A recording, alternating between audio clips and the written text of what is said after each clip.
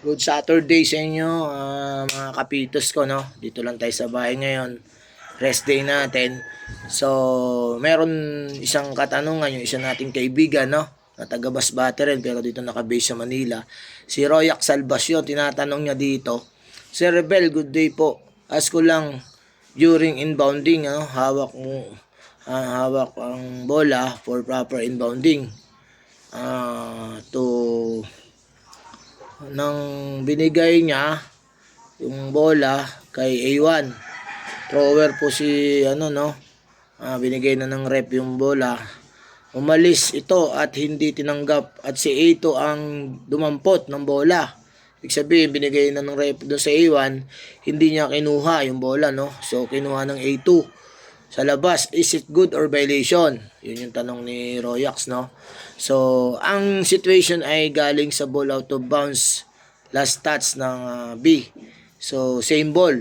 Same ball. Kumbaga, possession po ng Team A. End line inbounding. So, throw in po ang natin dyan. Pinaka-terminology natin dyan.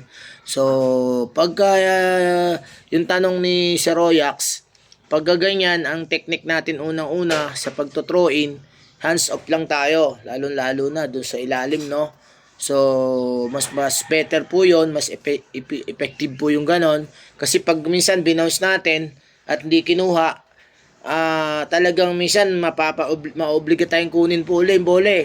So, pag referee ka nga, talagang patience talaga tayo at talagang hindi tayo dapat mapika. Trabaho natin yan. Yun nga lang, hindi kinuha. Minsan sinasadya ng player o parang patay mali siya lang minsan. Kaya kukunin pa rin natin yan.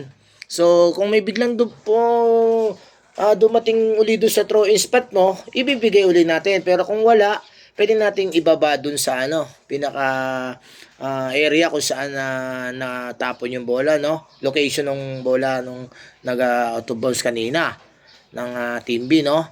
So, bola ng A, no? So, kapag ganyan, yung tanong ni Sir Royax, hindi kinuha ng A1, no? Dahil binigay na ng rep. Ang kumuha A2.